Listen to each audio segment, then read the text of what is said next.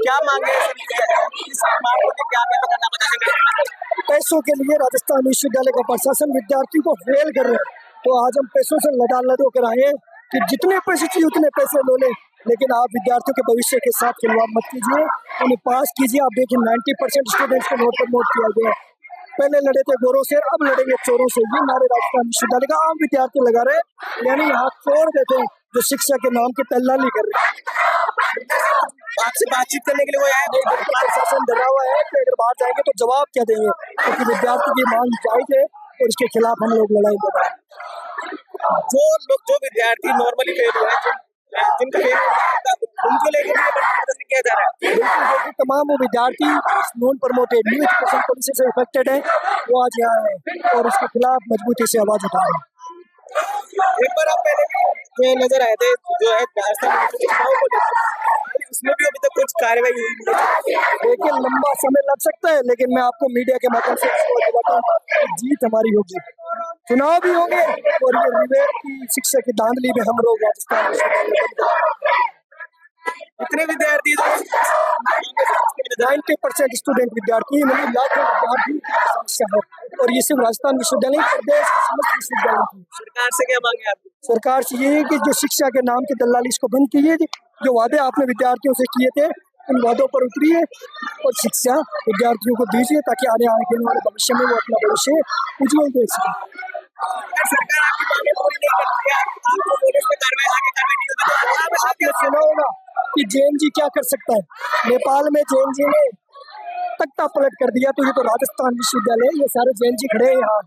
आप देखिए जेएनजी क्या कर सकते हैं, तो अगर नहीं मांग मानी जाती है तो जेएनजी क्या करे। युवा नेता है,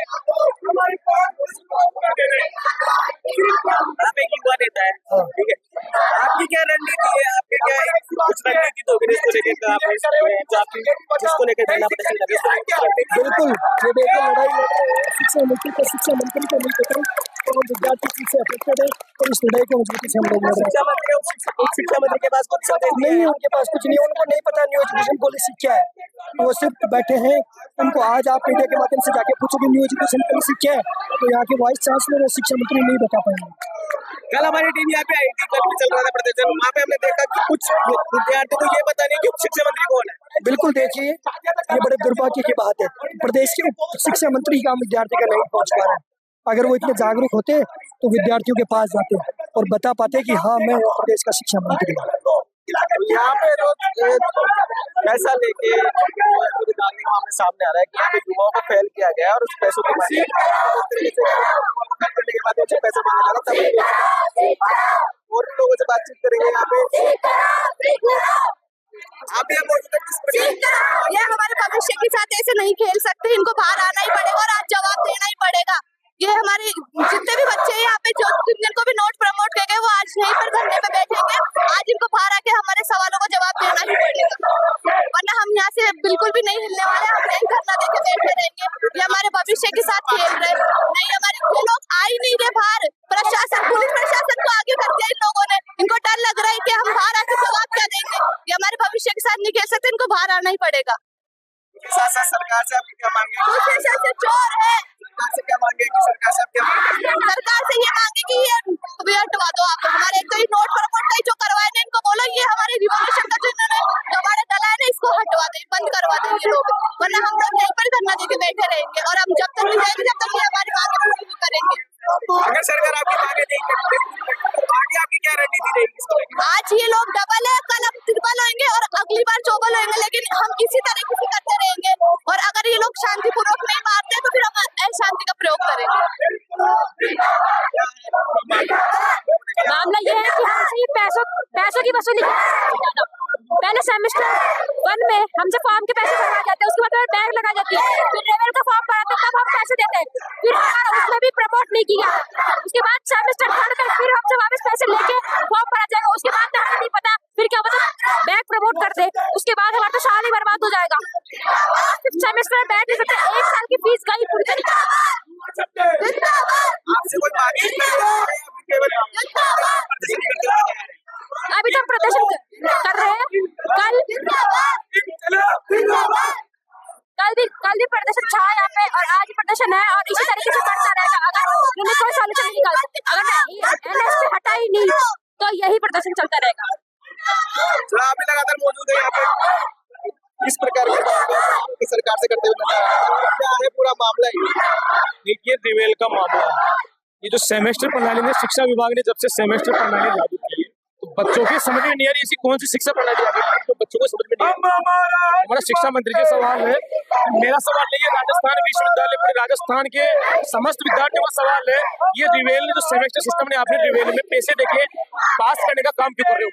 इसमें रोक जरूरी है, इसके लेके आज हमारी ये मांगे हैं और इसका हम आज निर्णय करके ही जाएंगे यहाँ से, इसके बिना हम यहाँ से उठेंगे।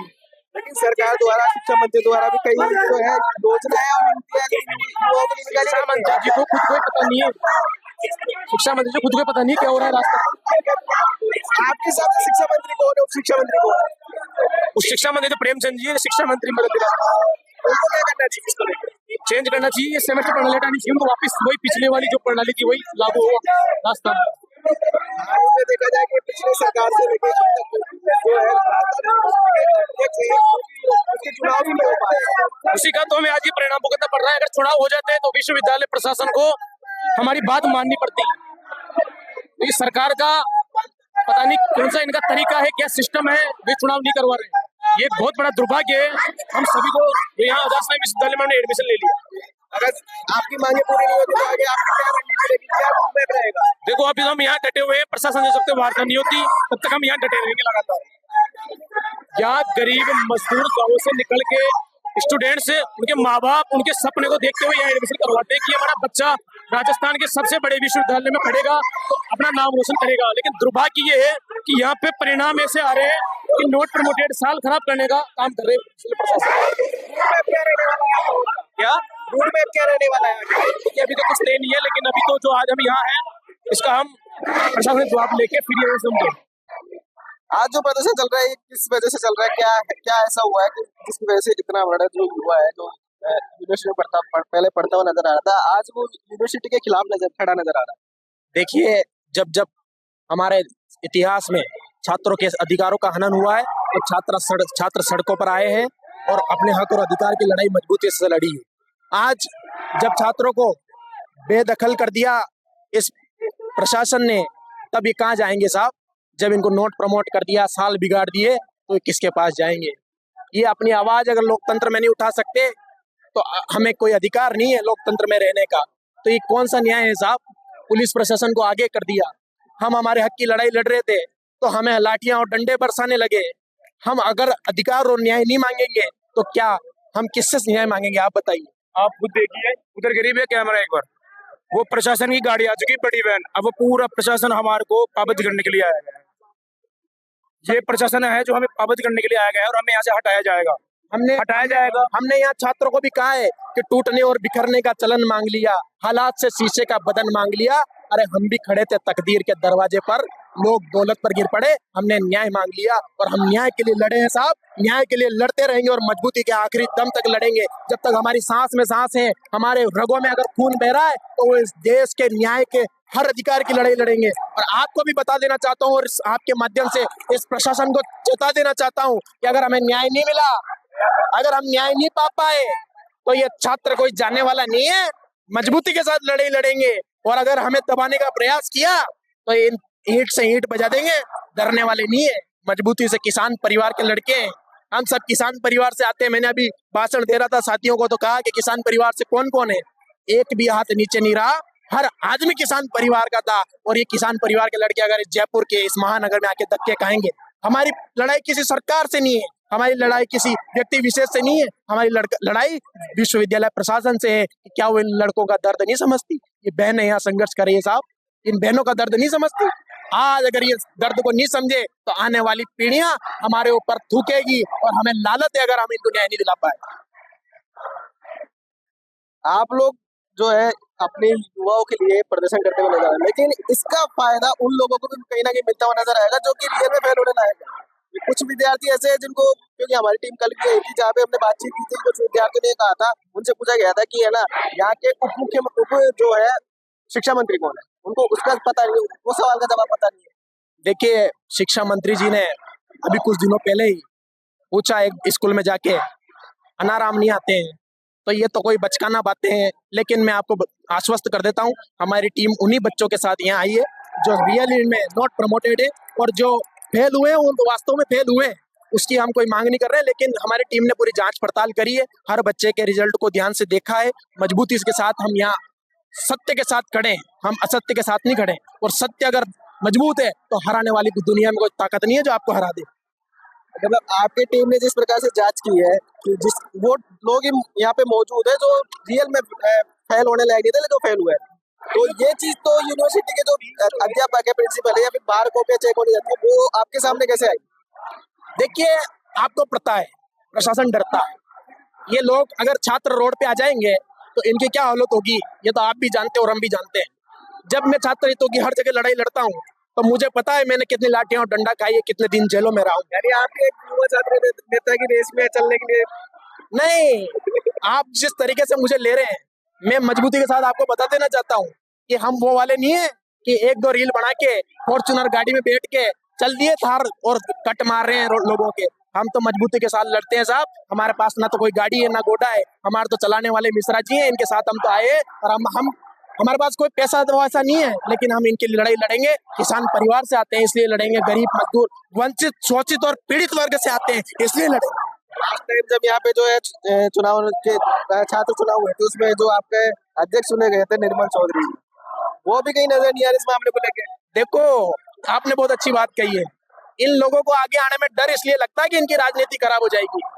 हम तो निष्पक्ष है साहब, निर्दलीय है, हम किसी के साथ नहीं है, हम तो छात्रों के साथ है। अगर इनके साथ अन्याय हुआ तो लड़ेंगे। अरे निर्मल जी से मैं निवेदन करता हूँ कि आप आगे आओ, आप मजबूती के साथ लड़ो इनके लिए। हम आपको पुकारते हैं, हम आप इन बच्चों की आवाज को सुनो, इन्होंने भी आपको जिताया है साहब। ऐसी क्या अन्याय कर दिया आपने पूरा। मैं तो आपसे पूछना चाहता हूँ, आप आगे आओ, मजबूती के साथ लड़ो साहब। कई मामले ऐसे हैं राजस्थान यूनिवर्सिटी के अंदर, जैसे अभी हाल ही में कुछ दिनों पहले एक मामला आया था जिसमें बच्चों को पीटा गया था क्लास के अंदर, है ना। उसमें भी कई जो है राजस्थान यूनिवर्सिटी के अध्यक्ष साहब जो निर्मल चौधरी थे, वो कहीं नजर एक्टिवनेस दिखाई नहीं दे रहे इस मामले को लेकर कहीं। वो तो डिफेंडर में घूम रहे हैं और डिफेंडर का गहलोत जी की कार अब उनके हाथ में। हाँ, गहलोत जी तो नहीं ले रहे हैं पर उन्होंने जरूर ले ली है। और डिफेंडर में घूमने के बाद आदमी को क्या है कि धूप सहन नहीं होती है, इसलिए अभी वो संन्यास लेंगे मुझे लग रहा है थोड़े दिनों में। यहाँ पे देखो आरटीआई के नियम लगे हुए, प्रदर्शन चल रहा है आप लोगों का, तो आरटीआई के नियम को देखते हुए क्या कुलपति के नाम किसी ने आरटीआई लगाई तो ज्ञापन दिया उनको लेके आरटीआई? देखिए पत्रकार महोदय, मैं आपसे एक सवाल करना चाहता हूँ। आपने मुझे सवाल किया, बहुत अच्छी बात है। आईटीआर के नियम कहाँ चलते हैं पता है आपको? जहाँ मांगे मानी जाती हो, जहाँ हमारे हक और अधिकार की लड़ाई को सुना जाता हो। हम आवेदन दे दे के थक गए हैं साहब, कई सालों से आवेदन दे रहे हैं लेकिन कोई सुनने वाला नहीं है। और अगर सुनने वाला नहीं है तो हमें रोड पर आना पड़ा और इन छात्रों की लड़ाई लड़नी पड़ी। अगर आज ही मैं चुप बैठ गया और खाली कागजों की लड़ाई लड़ता रहा तो क्या आपको लगता है कि न्याय मिल पाएगा? न्याय नहीं मिल पाएगा साहब। कागजों की लड़ाई सिर्फ फाइलों में दबी रह जाती है और न्याय नहीं मिलता है। हमने सोचा कि जब तक उग्र आंदोलन नहीं होगा, जब तक ईंट से ईंट बजाने का काम नहीं होगा, तब तक हम चुप नहीं बैठेंगे। आईटीआर वाईटीआर तो खूब दे चुके हैं साहब, अब तो मुद्दे की बात करेंगे साहब। अब लड़ने की जरूरत हमको पूरी आ गई है, अब पूरी मजबूती के साथ लड़ेंगे। कुलपति सामने नहीं है, कोई प्रशासन सामने नहीं है, आपके उसके बाद क्या करोगे? आपके क्या रोड मैप है, क्या आगे की प्लानिंग है? देखो, आपने एक नारा सुना होगा, जब जब वीसी डरता है पुलिस को आगे करता है, और आज भी वही हाल है साहब। लोकतांत्रिक देश में जब article 19A sub clause A के तहत हमें बोलने का अधिकार है, स्पीच देने का अधिकार है, हमारे हक के अधिकार की लड़ाई लड़ने का अधिकार है, तो आर्टिकल हमें सिखाता है, हमें धाराओं के एक एक याद है। हम धाराओं को घोल के पी गए, पढ़े लिखे स्टूडेंट हैं, किसी के माई के लाल की ताकत नहीं है जो हमें दबा दे। यहाँ पे हम कोई उठे गिरे ये वो नहीं है, हम सब पढ़े लिखे युवा छात्र नेता हैं। आर्टिकल को खोज के बता देंगे। Article 19A sub clause A के तहत हम अपने अधिकार की लड़ाई लड़ेंगे और मजबूती के साथ लड़ेंगे। इस मामले को लेकर आप मुख्यमंत्री भजनलाल शर्मा को कुछ संदेश देना चाहते हैं? देखिए, भजनलाल जी शर्मा ब्राह्मण आदमी है और उन्होंने कहा जाता है कि रघुकुल रीत सदा चली आई, प्राण जाए पर वचन न जाई। तो उन्होंने तो वादा किया था कि हम छात्रों को हर तरह का न्याय देंगे और हर तरह की सुरक्षा देंगे। ये हर छात्र आपको वोट देने वाला छात्र है, आपको जिताने वाला छात्र है। हमारी किसी से लड़ाई नहीं है, लेकिन हम हमारी हक के अधिकार की लड़ाई तो लड़ सकते हैं साहब। आप पुलिस को आगे करके हमें डरा दोगे धमका दोगे, दबने वाले नहीं है। मुख्यमंत्री जी, आपसे निवेदन है कि मजबूती के साथ हम लड़ेंगे। अगर आप हमारी मांग को सुनते हो तो मीडिया के माध्यम से सुन लेना, वरना हम तो लड़ ही रहे और हमारा काम है लड़ना। लड़ेंगे, मजबूती के साथ लड़ेंगे। वही विपक्ष के नेता जैसे टीकाराम जूली हो गया, गोविंद सिंह डोटासरा, प्रताप सिंह खाचरियावास ऐसे काफी एक्टिव नजर आते हैं आप लोगों के बीच में, जनता के बीच में, तो इनके लिए कुछ संदेश देना चाहेंगे आप? देखिए, नेता सब एक जैसे ही होते हैं। मैं निर्दलीय हूँ, मुझे किसी दल से काम नहीं है। मैं तो गोविंद सिंह जी डोटासरा के बारे में भी कहना चाहूंगा कि अभी अंता चुनाव में उन्होंने मोरिया बुलाने का काम किया। अरे साहब, कैसी राजनीति कर रहे हो? मोरिया बुलाओगे? जनता के काम करो, युवाओं के काम करो, देश के हित के लिए लड़ो। ये छात्र जो लड़ रहे हैं, इनके लिए लड़ो। ये मोरिया बुलाने से और ये करने से कुछ नहीं होता है। आप तो धरातल पे आओ, धरातल पे काम करो, तब जाके पता चलेगा गोविंद सिंह डोटासरा जी कौन है। अभी हाल ही में राजस्थान के अंदर कई उभरते हुए नेता सामने आ रहे हैं, हनुमान बेनीवाल जी, नरेश मीणा, इनको लेके। देखिए, हनुमान बेनीवाल जी हमारे सम्मानीय है, नरेश मीणा जी भी हमारे सम्मानीय है। ये सभी, हम सब इनका आदर सम्मान करते हैं, क्योंकि ये भी छात्र संघ से निकले हुए हैं। इन्होंने अगर अपनी लड़ाई नहीं लड़ी होती, छात्रों की लड़ाई नहीं लड़ी होती, तो शायद आज हमें जो अधिकार मिले हुए हैं वो भी नहीं मिलते। तो मैं इनका सम्मान करता हूँ और व्यक्तिगत रूप से सम्मान करता हूँ। आप जब भी मैं इनसे मिलता हूँ तो ये मुझे हमेशा एक ही बात कहते हैं कि तुम लड़ो, अगर जब भी कहीं दिक्कत आएगी तो तुम्हारे लिए 24/7 सब खड़े रहेंगे, डरने और दबने की जरूरत नहीं है। उप मुख्यमंत्री के नाम, उप मुख्यमंत्री और जो अपने उप शिक्षा मंत्री है, उनको कैसा?